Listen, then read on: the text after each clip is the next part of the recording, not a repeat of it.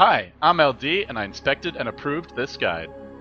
Hey guys, this is SunsFan, and welcome to the official Dota Cinema Guide to Bloodseeker. If you aren't familiar with this hero, you may want to watch the introduction we did for him at the corresponding link. Bloodseeker is an agility carry hero who has a very innate ability to chase heroes, which is one of the reasons he is such an effective ganker. He is very level dependent and is best served as a mid solo.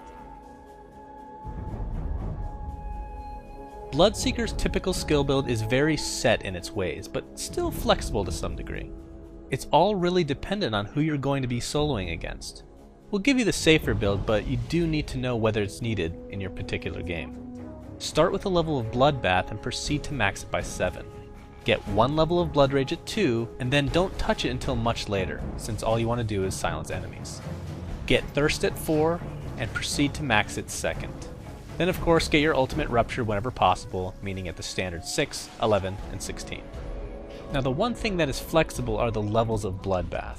If you aren't having any trouble in lane, you could opt for skilling Thirst a little faster, since it'll give you a devastating ganking presence during the mid game. For starters, get a set of Tangos. Then you'll probably want to get a Stout Shield, since harassing Bloodseeker is kind of the cool thing to do in lane. Now if you're positive you're going against a melee hero who you'll have trouble outlast hitting, then you could opt for a Quelling Blade instead, but Stout Shield is much safer. In addition to this, get the usual Iron Branches, which you'll turn into a wand at some point. For boots, you have a choice between Phase and Treads. Both are acceptable depending on your specific game or just personal preference. If you're looking for some extra stats as well as the ability to switch for extra HP, mana, or agility, then Treads are your obvious choice. If you feel that last hitting in lane as well as the ability to run through units when chasing is important, then get Phase Boots. In the mid game, a lot of players rush a Radiance, which can be a really good item, but only if you're already dominating. Radiance is an item that'll help you snowball to the next level, but a lot of times will not be worth it in a grinding game. A Force Staff has to be considered core on Bloodseeker for not only its all-around utility, but of course its obvious synergy with your ultimate. One huge counter to Bloodseeker is the ability to just TP away from you since you have no stun. If you don't want to run into this issue, then you could opt for a Yules. Even a Necro could be a cool option since it gives you some much needed stats, push power, and DPS. But after the core Force Staff, go for a BKB since surviving through teamfights can sometimes be difficult. After this, your options open up quite a bit.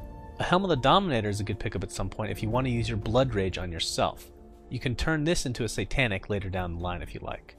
Into late game, if you really need a stun, go for a Basher and turn it into an Abyssal Blade whenever you can.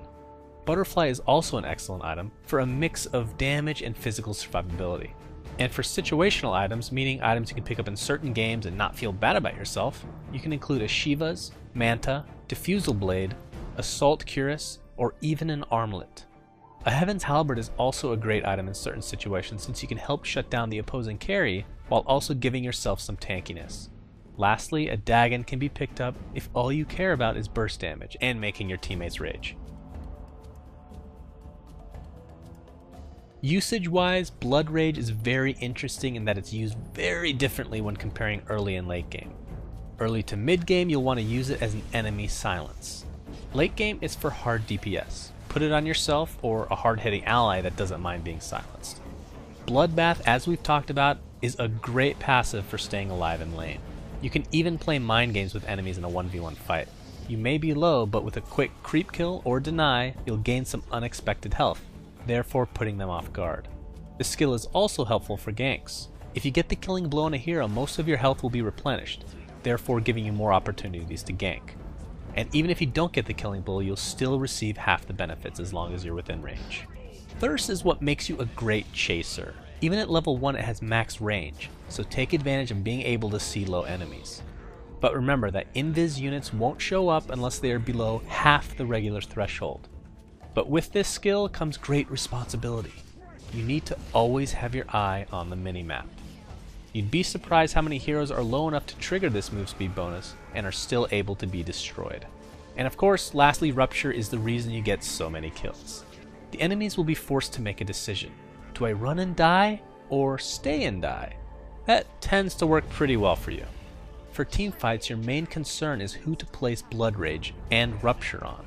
Rupturing a stationary target isn't exactly a great idea, but sometimes it needs to be done in order to keep him in place while the fight transitions just out of reach.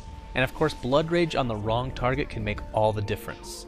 Silencing them is important, but giving them a ton of damage could end the fight prematurely. Heroes Bloodseeker should try and team up with include supports who can easily cancel teleports, including but not limited to Crystal Maiden, Shadow Demon, and Jakiro, just to name a few. Also, global or mobile gankers can be great with Bloodseeker. Examples of this include Beastmaster with his Hawk, Nature's Prophet with his ability to TP, and Zeus for being Mario's grandfather. Bloodseeker is countered pretty decently against heroes who don't need to run. Examples include Lifestealer with his Rage, and Ursa with, well, his ability to pound your face in if you get close. Also, as we've mentioned many a time, the biggest counter to Bloodseeker, especially in 1v1 situations, is the all-powerful TP scroll. Thanks for watching, and please remember to subscribe to our YouTube. Also, a big thanks to Flawless and LD for their help in writing this guide. You can check out their awesome channels in the video description. Also, be sure to visit our website at dotacinema.com and like us on Facebook at facebook.com/dotacinema.